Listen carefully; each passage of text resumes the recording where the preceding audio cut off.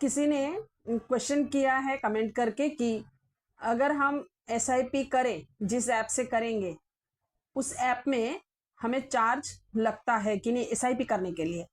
तो मैं तो ज़ेरोधा कॉइन से इन्वेस्टमेंट करती हूँ म्यूचुअल फंड का, और उसमें एसआईपी करने से तो कोई चार्ज मुझे अभी तक लगा नहीं, लेकिन हाँ ऐप का एक चार्ज होता है, वो थोड़ा बहुत उसको वो लोग अब क्वार्टरली लेते हैं या एनुअली लेते हैं, वो तो लेते हैं, थोड़ा बहुत लेते हैं।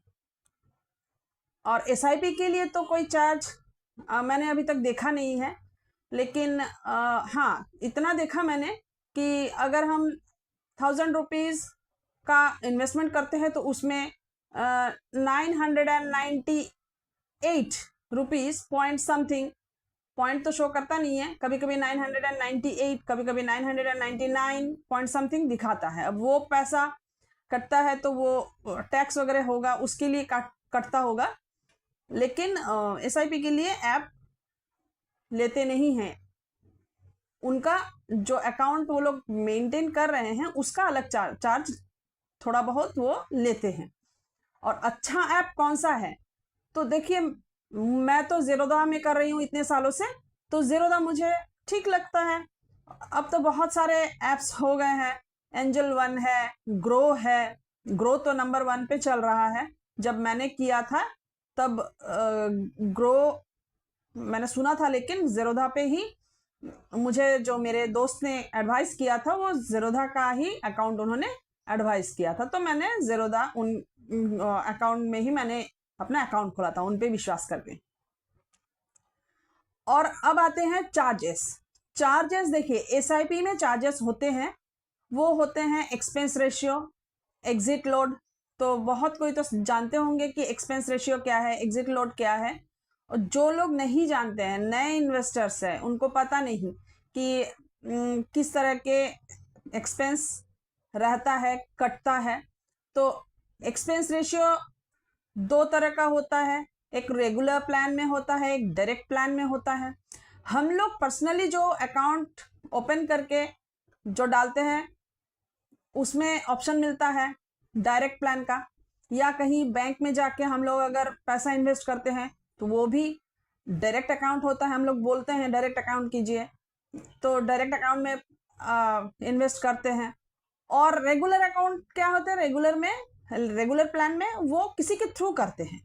जैसे बैंक में जाकर अगर हम बोलेंगे कि हमें एसआईपी करनी है, तो वो लोग जो हमें प्लान करवा देंगे उसमें वो अपना चार्ज कमीशन की तरफ तौर पे उनका ले लेते हैं। वो लोग वो रेगुलर प्लान जो करते हैं उसमें एक्सपेंस रेशियो ज़्यादा होता है। तो एक्सपेंस रेशियो का मतलब खर्चा पानी समझ लीजिए कि उन लोगों का खर्चा कितना होगा। जो म्यूचुअल फंड है वो लोगों का एक्सपेंस रेशियो अगर रेगुलर में डालते हैं तो अपना खर्चा वो निकाल ही लेते हैं, प्लस जिस डिस्ट्रीब्यूटर के थ्रू किसी ने हम इन्वेस्टर्स जाते हैं तो उन डिस्ट्रीब्यूटर को भी तो उनको पैसा देना पड़ता है, इसीलिए उनके खर्चों के लिए भी वो लोग पैसा लेते हैं, कुछ अमाउंट परसेंटेज का। तो इसीलिए रेगुलर प्लान में जो परसेंटेज होता है एक्सपेंस रेशियो का वो थोड़ा ज़्यादा होता है डायरेक्ट प्लान से, क्योंकि डायरेक्ट प्लान में किसी डिस्ट्रीब्यूटर के थ्रू हम जाते नहीं हैं, हम अपने पैसे हम खुद इन्वेस्ट करेंगे। डायरेक्ट प्लान में हमेशा देखा गया है कि 1% एक्सपेंस रेशियो से कम ही होता है, बहुत कम होता है जो 1% के ऊपर जाता है।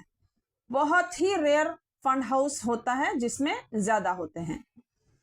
अब एक्सपेंस रेशियो एकदम नहीं होता है ये भी नहीं हो सकता, क्योंकि उनको जो हम लोगों का पैसा इन्वेस्ट करने में मदद करते हैं जिस फंड में, वो फंड हाउस तो पैसा रखेगी ना, क्योंकि हम लोगों का पैसा वो लोग मैनेज करके दे रहे हैं, तो उनका तो कुछ खर्चा पानी बनता है, इसीलिए वो लोग पैसा थोड़ा सा काट लेते हैं, बहुत ही कम, बहुत ही कम। देखिएगा किसी किसी में 0.6, 0.78, 73, 75 या किसी किसी में 0.45, 0.35, 0.35 बहुत कम होता है, ये होता है पैसिव फंड में। अब पैसिव फंड क्या है? तो पैसिव फंड जब आया है तो एक्टिव फंड भी आता है। अब एक्टिव फंड और पैसिव फंड क्या होते हैं? एक्टिव फंड जो फंड मैनेजर अपने से मैनेज करते हैं हम लोगों का हम इन्वेस्टर लोगों का पैसा, तो वो हो गया एक्टिव फंड। तो उसमें पैसा जो एक्सपेंस रेशियो है वो ज्यादा होता है। और पैसिव क्या है? पैसिव है जैसे हम लोगों का निफ्टी 50 होता है, मिड कैप 150 होता है, स्मॉल कैप 250 होता है। ये जो है जो जिन स्टॉक से ये फंड बनता है, लार्ज कैप बनता है निफ्टी 50 का, तो ये जो फंड्स में जो लार्ज कैप का 50, 100 या मिड कैप का 150 या स्मॉल कैप का 250, तो ये जो मैनेज करते हैं वो कोई फंड मैनेजर मैनेज नहीं करते हैं।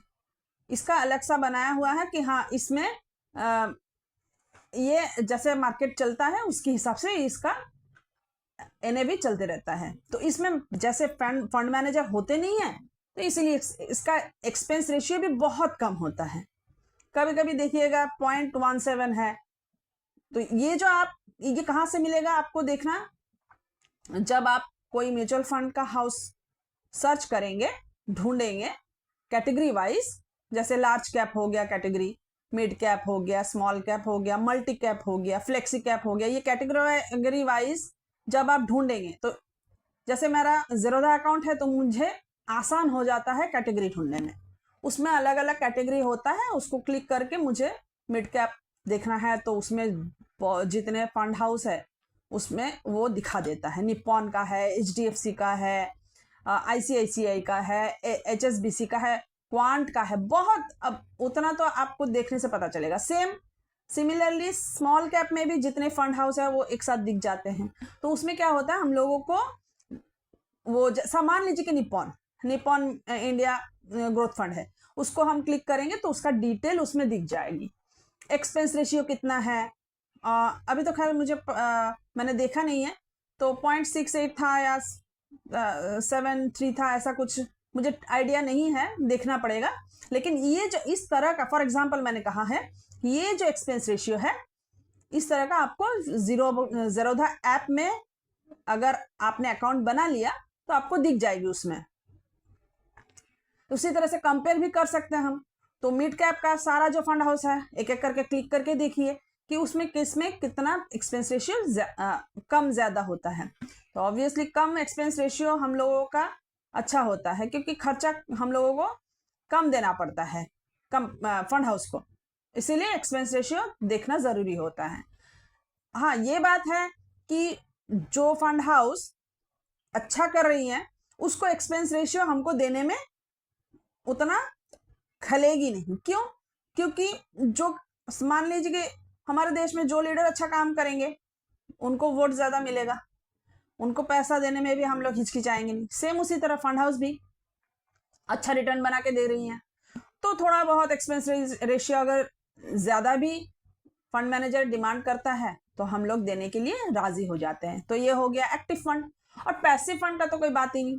पैसिव फंड में जो भी फंड हाउस आपको जिस कैटेगरी में भी देखना है लगभग देखिएगा सेम ही है, 0.35, 0.32 या 0.4, 0.17, 0.16, जिसका जिस कैटेगरी का जो fund house passive fund house है वो लगभग सेम एक्सपेंस रेशियो रखते हैं, क्योंकि उसमें तो फंड मैनेजर को देना पड़ता नहीं है। वो तो मार्केट के हिसाब से जितने फंड सिलेक्ट किए हैं उस हिसाब से, जितनी कंपनियां सिलेक्ट की हैं उस हिसाब से वो चलते रहती है, लगभग सेम ही चलते रहती है। तो ये हो गया पैसिव फंड और एक्टिव फंड।